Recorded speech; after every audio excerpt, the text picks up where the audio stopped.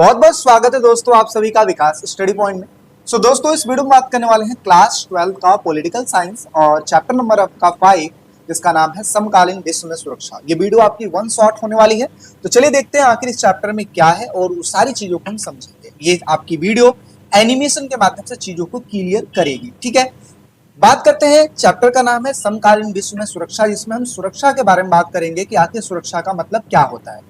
तो पहला ही टॉपिक आ गया, सुरक्षा का अर्थ क्या है। खतरे या फिर संकट से आजादी को सुरक्षा करते हैं, यानी कि जहां पर संकट ना हो, जहां पे खतरा ना हो, उसी को हम सुरक्षा का नाम देते हैं। जैसा कि आप देख सकते हो, जब भी हम विश्व की बात करते हैं तो विश्व की हिफाजत की बात करते हैं। ठीक है, अब बात करते हैं यहाँ पे मानव सुरक्षा की। मानव सुरक्षा क्या है? मानव सुरक्षा का अर्थ है कि एक व्यक्ति की हर प्रकार से रक्षा की जानी चाहिए, चाहे वो गरीबी हो, चाहे भुखमरी हो, चाहे बेरोजगारी हो, चाहे आतंकवाद हो, चाहे किसी भी चीज से जो व्यक्ति को खतरा होने वाला है, अगर उन सभी चीजों से उस व्यक्ति की सुरक्षा हो रही है, इसका मतलब मानव सुरक्षा है। बात करते हैं सुरक्षा के प्रकारों की। देखिए, सुरक्षा के दो प्रकार होते हैं, एक पारंपरिक धारणा, एक अपारंपरिक धारणा। पारंपरिक धारणा भी आपकी दो टाइप्स की होती है। आप कुछ इस तरीके से समझ सकते हो कि जो पारंपरिक धारणा है उसे डायरेक्ट कहा जाता है और जो अपारंपरिक धारणा है उसे इनडायरेक्ट कहा जाता है। अब जो पारंपरिक धारणा है ये भी दो हिस्सों में कैटेगराइज है, बाहरी सुरक्षा और आंतरिक सुरक्षा। बाहरी सुरक्षा की अगर मैं बात करूं तो ये होता है एक देश को दूसरे देश से खतरा, जैसे एक देश है उसको दूसरे देश से खतरा है। वहीं आंतरिक की बात करें तो एक देश के अंदर होने वाले खतरे इसमें शामिल होते हैं, जैसे कि आतंकवाद हो गया, अराजकता हो गया, दंगे फसाद हो गया, बीमारी हो गया, नक्सलवाद हो गया, आंदोलन, नौकरी, ये सब सारी चीजें आ जाती है आपकी आंतरिक सुरक्षा। अगर किसी देश के अंदर लोग बेरोजगार है तो ये भी समझिए कि कहीं ना कहीं ये भी एक प्रकार का खतरा है, जिसको इस खतरे से आजादी चाहिए, उसी को हम कहते हैं आंतरिक सुरक्षा। बात करते हैं दूसरे प्रकार की, सैन्य आक्रमण की धमकी, जिसकी वजह से संप्रभुता, स्वतंत्र और क्षेत्रीय अखंडता को खतरा होता है, जो कि बाहरी खतरे में आता है और इससे जो सुरक्षा मिलती है उसी को हम बाहरी सुरक्षा का नाम देते हैं। राज्यों द्वारा अलग देशों की मांग करना, ये आ जाती है आंतरिक, क्योंकि एक देश के अंदर होता है। साथ ही साथ सैन्य कार्रवाई, आम नागरिकों को जीवन को खतरा, जैसे कई बार एक देश के सेना ने दूसरे देश के सेना पर आक्रमण कर दिया, तो ये एक प्रकार का बाहरी खतरा है। ठीक है, इससे जो सुरक्षा मिलती है उसी को हम बाहरी सुरक्षा के नाम से जानते हैं। बात करते हैं आंतरिक सुरक्षा की, तो यहाँ पर नागरिकों द्वारा अन्य राज्यों की जब मांग की जाती है और ऐसे में जब इनको सुरक्षा दी जाती है तो उसी को आंतरिक सुरक्षा का नाम देते हैं। अपारंपरिक धारणा में अब देख लेते हैं। अपारंपरिक धारणा ऐसे खतरे होते हैं जो कि इनडायरेक्ट होते हैं। जैसे बात करें तो ये नए खतरे इसमें शामिल होते हैं, जैसे अकाल पड़ जाना, कोरोना का आप देख ही रहे हैं, कोरोना हो गया, महामारी हो गया, आपदा हो गई, ये सारी चीजें इसमें आती हैं। क्योंकि कहा जाता है कि जब एक देश दूसरे देश से जब लड़ता है तो उसमें जितने भी नुकसान होते हैं उससे कहीं ज्यादा नुकसान ऐसी स्थितियों में होते हैं जब अकाल पड़ता है, महामारी आ जाती है या फिर कोई आपदा आ जाती है। ठीक है, क्योंकि कहा जाता है कि जनसंहार तथा आतंकवाद साथ मिलकर जितने व्यक्तियों को मारते हैं उससे कहीं ज्यादा महामारी, अकाल तथा प्राकृतिक आपदाओं की भेंट में चढ़ जाते हैं। ठीक है, अब हम बात करते हैं सुरक्षा के पारंपरिक तरीके। कौन कौन से ऐसे तरीके हैं जिसके द्वारा हम सुरक्षा को मेंटेन कर सकते हैं?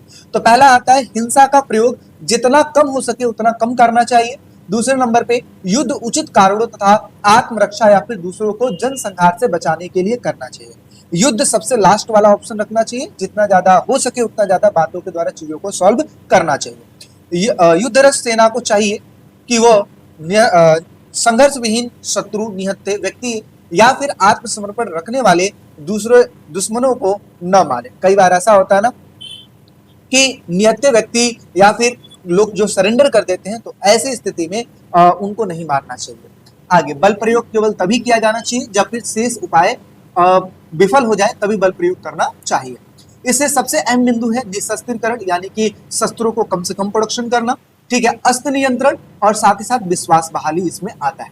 अब बात करते हैं कुछ महत्वपूर्ण संधियां इसके लिए की गई हैं, जैसे 1972 की जैविक हथियार संधि की गई है, जिसको BWC के नाम से जाना जाता है, यानी कि बायोलॉजिकल वेपन्स कन्वेंशन के नाम से जाना जाता है। 155 से अधिक देश BWC पर हस्ताक्षर किए हुए।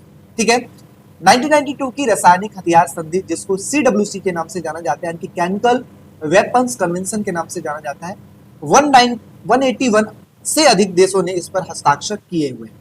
सन 1972 की एंटी बैलिस्टिक मिसाइल, जिसको ABM के नाम से जाना जाता है, अमेरिका का सोवियत संघ को बैलिस्टिक मिसाइलों की रक्षा कवच के तौर पर प्रयोग किया गया था बेसिकली ये उस समय की बात है जब शीत युद्ध चल रहा था, तो अमेरिका और सोवियत संघ आपस में लड़ने की बात कर रहे थे। तो ऐसी स्थिति में ये सारी संधियां की गई थी ताकि एक दूसरे से लड़ाई ना हो पाए। आगे बात करते हैं, अमेरिका तथा सोवियत संघ ने अस्त्र नियंत्रण की कई दूसरी संधियां पर दस्तखत भी किए हैं, जैसे कि बात करें जिसको सॉल्ट 2 के नाम से जाना जाता है, यानी कि स्ट्रेटेजिक आर्म्स लिमिटेशंस ट्रीटी के नाम से जाना जाता है, तथा सामरिक अनन्यूक्लियर संधि के नाम से भी है, जैसे कि जिसको स्टार्ट के नाम से जाना जाता है। तो कई बार इसका 1 नंबर के क्वेश्चन में भी आ जाता है, स्टार्ट था साल का फुल फॉर्म, ठीक है।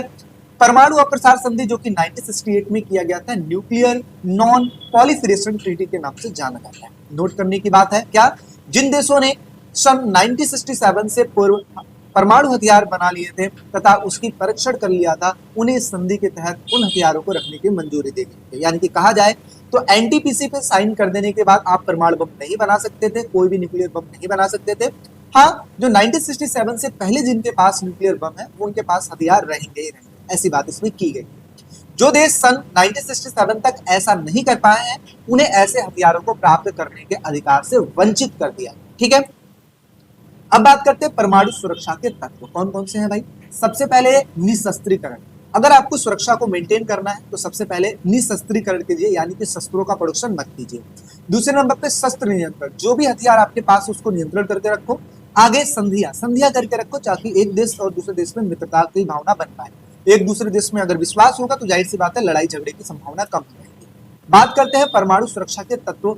पारंपरिक सुरक्षा के तत्व कौन कौन से हैं, तो सबसे पहले वही जो हमने अभी बात किया उसी को एक्सप्लेन किया गया। जैसे हमने बात किया निशस्त्रीकरण की, बाहरी खतरों से संबंधित पारंपरिक सुरक्षा की धारणा का सबसे महत्वपूर्ण घटक क्या है, निशस्त्रीकरण, जिसे शस्त्रों को बनाने से रोक लग जाता है। दूसरा है शस्त्र नियंत्रण, जिसमें शस्त्रों को जितना ज्यादा कम हो सके उतना ज्यादा नियंत्रित करके रखो। तीसरा हो गया संधियां, जैसा कि 2 या 2 देशों के बीच में जब की जाती है तो इससे मित्रता की भावना आती है। इसके साथ साथ विश्वास बहाली, 2 या 2 से अधिक देशों के द्वारा परस्पर विश्वास बहाली के प्रयासों के द्वारा बाहरी खतरों को कम किया जाता है। अब बात करते हैं विश्व में उभरने वाले नए खतरे कौन कौन से। तो देखिए सबसे पहले आ गया एड्स, इसके अलावा बर्ड फ्लू। आप कहोगे भी एड्स और ये चीजें तो बहुत पुरानी है, हाँ बिल्कुल सही है, ठीक है। तो इसमें नए और पुराने सब है, जैसे इबोला वायरस हो गया, हेपेटाइटिस सी हो गया, आतंकवाद हो गया, गरीबी होगी, महामारी होगी, ग्लोबल वार्मिंग होगी, प्रदूषण होगा, आपदाएं होगी तथा शरणार्थियों की भी समस्याएं होती हैं। तो ये सारे हैं जिसको नए खतरे के स्रोत माना जाता है। अब एक क्वेश्चन आप लोग के लिए क्या है कि मैडकाउ की घटना क्या है। आप वीडियो पर पॉज कीजिए, अगर आपको आता है तो आप इसका जवाब दे सकते हैं, अदरवाइज इस क्वेश्चन का आंसर देख लेते हैं। मैडकाउ की घटना क्या था, 1990 के दशक में इंग्लैंड में जानवरों में फैलने वाली बीमारी को मैडकाउ के नाम से जाना जाता था। इस महामारी के कारण इंग्लैंड को बहुत अधिक आर्थिक क्षति उठानी पड़ी, आर्थिक हानि उठानी पड़ी, क्योंकि जिसकी वजह से पशुओं के संक्रमण की संभावना थी और इसकी वजह से पशुओं में बीमारी फैल गई थी। तो इसी को मैडकाउ के नाम से जाना जाता है। अब एक मोस्ट इंपॉर्टेंट क्वेश्चन की बात करते हैं, शक्ति संतुलन क्या है, इसको बनाए रखने के उपाय बताइए। तो देखिए शक्ति संतुलन का अर्थ है किसी भी देश को इतना सबल मत बनने दो जो दूसरे के लिए खतरा पैदा कर दे। तो इसी वजह से शक्ति संतुलन के अंतर्गत विभिन्न राष्ट्र अपने आपसी शक्ति संबंधों को बिना किसी बड़ी शक्ति के हस्तक्षेप के वो स्वतंत्रता पूर्वक संचालित करते हैं। इट मींस अपनी शक्ति को मेंटेन करके रखते हैं और किसी दूसरे की हेल्प के बिना। इसके बनाए रखने के उपाय कौन कौन से, पहला है गठजोड़ करके, प्रति गठजोड़ करके, यानी कि ये तो वही वाली बात है कि मित्रता की भावना एक दूसरे देश में रखोगे तो लड़ाई की संभावना कम हो जाएगी। प्रति गठजोड़ का मतलब क्या हुआ, जैसे मित्र का मित्र दोस्त ही होता है ना, दोस्त का दोस्त दोस्त होता है, तो इस तरीके से प्रति गठजोड़ करके। शस्त्र नियंत्रण, निशस्त्रीकरण करके भी आप शक्ति संतुलन को मेंटेन कर सकते हैं। जितना कम हथियार प्रोडक्शन करेंगे शक्ति संतुलन को मेंटेन कर पाएंगे। क्षतिपूर्ति, अगर आपने किसी का नुकसान किया है और उस नुकसान का भरपाई कर देते हो तो इसका मतलब क्या है, लड़ाई की संभावना कम हो जाती है। हस्तक्षेप के द्वारा और अहस्तक्षेप के द्वारा भी चीजें होती हैं, जैसे कई मैटर में हस्तक्षेप करना जरूरी भी हो जाता है और कई मैटर में बिना हस्तक्षेप के भी चीजें नॉर्मल हो जाती है। तो इस चीज का हमें ध्यान रखना चाहिए। आगे संतुलनधारी का मतलब क्या है, अपनी पोजीशनिंग को मेंटेन करके रखो, ना किसी से लड़ाई करना ना किसी से कुछ करना, ठीक है। अब इसको बनाए रखने के उपाय कौन कौन से, सबसे पहला है गठजोड़ और प्रति गठजोड़। जैसा कि अभी हमने बात किया था, जब कोई देश अपनी शक्ति बढ़ाने लगता है तो दूसरे देश मिलकर एक गठजोड़ बनाते हैं ताकि उस देश को बैलेंस किया जा सके, जैसे कि अमेरिका के सामने यूरोपीय संघ, आसियान, है ना। साथ ही साथ जैसे नाटो हो गया, एनएटीओ यानी कि नॉर्थ अटलांटिक ट्रीटी ऑर्गेनाइजेशन, और दूसरा हो गया वार्सा पैक्ट। आगे है शस्त्रीकरण और निशस्त्रीकरण, जिसके बारे में अभी हमने बात किया, ठीक है, जिसमें अगर एक देश हथियार जमा कर रहा है तो दूसरे देश भी अपनी सुरक्षा के लिए हथियार बढ़ाते हैं। बिल्कुल सही बात है कि अगर एक देश हथियार बना रहा है तो जाहिर सी बात है उससे लड़ने के लिए दूसरा देश भी हथियारों को प्रोडक्शन करेगा। तो ऐसे में शक्ति संतुलन मेंटेन इस तरीके से होता है। कभी कभी सभी देश मिलकर अपने हथियार को सीमित कर देते हैं, यानी कि निशस्त्रीकरण कर लेते हैं। क्षतिपूर्ति मैंने आपको बताया ही कि जब कोई देश किसी और देश से हारता है या फिर कमजोर जाता है तो उसे किसी और तरीके से ताकत वापस कर दी जाती है, जैसे नई जमीनें दे दी जाती है, आर्थिक मदद दे दी जाती है, अन्य संसाधनों के द्वारा चीजें मेंटेन कर दी जाती है। हस्तक्षेप और अहस्तक्षेप के द्वारा, यानी कि इंटरवेंशन और नॉन इंटरवेंशन के द्वारा भी चीजें बैलेंसेबल की जाती है। जैसे जब किसी देश में संकट या फिर युद्ध की स्थिति हो तो बाहरी शक्तियां तय करती हैं कि हस्तक्षेप करना सही है या नहीं, ठीक है। हस्तक्षेप के द्वारा भी कई बार चीजें मेंटेन हो जाती हैं।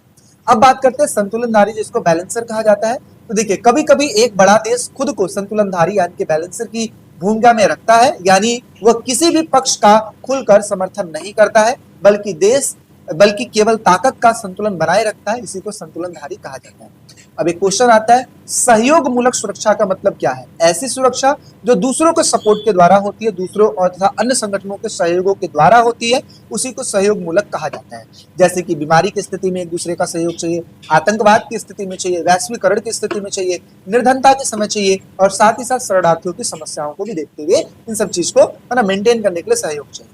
अब एक मोस्ट इंपॉर्टेंट क्वेश्चन आता है कि भारत सुरक्षा की रणनीति क्या है? तो सबसे पहले बात आती है कि भारत की सुरक्षा नीति के 4 घटक है। कितने घटक है? 4। सबसे पहले सुरक्षा नीति का प्रथम घटक सैन्य क्षमता को प्रबल करना है, यानी कि मजबूत करना है, क्योंकि भारत पर पड़ोसी देशों से आक्रमण होते रहते हैं। बिल्कुल सही बात है। इसी वजह से भारत ने क्या किया, अपनी सैन्य क्षमता को बढ़ाकर रखा है। दूसरे नंबर पे भारत की सुरक्षा नीति का द्वितीय घटक है सुरक्षा हितों को बचाने के लिए अंतरराष्ट्रीय कायदों तथा संस्थाओं को प्रबल करना, यानी कि जितने भी बड़े बड़े ऑर्गेनाइजेशन है जो कि बड़े स्तर पे काम करते हैं उसमें भारत इन्वॉल्व रहता है, उनको सहयोग करता है, ठीक है। भारतीय सुरक्षा रणनीति का तीसरा घटक है देश की भीतरी सुरक्षा को बनाए रखना। जैसे अब देश दूसरे देश से लड़ जाएगा, कोई बात नहीं, बाहरी चीजों से मेंटेन कर पाएगा अपने आप को, है ना, डिफेंस कर पाएगा, लेकिन कई स्थिति में एक देश को अपने अंदर की चीजों पर भी ध्यान देना होता है। जैसे कि शिक्षा की बात कर लिया जाए, जैसे कि वहां पे महामारी की बात कर लिया जाए, जैसे कि हेल्थ की बात कर लिया जाए, ये सारी चीज से निपटना भी एक देश के लिए जरूरी है। तो भारत ने इन चीजों पर भी काम किया है।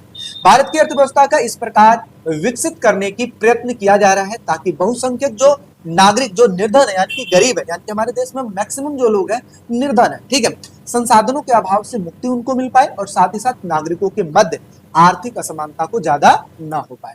अब यहाँ पर एक क्वेश्चन की बात करते हैं जो कि कई बार क्वेश्चन आता है आपके पेपर में, पारंपरिक तथा अपारंपरिक सुरक्षा में क्या अंतर है? तो सबसे पहले एक साइड हमने पारंपरिक लिख लिया, दूसरे साइड हमने अपारंपरिक लिख लिया। पारंपरिक में क्या आ गया?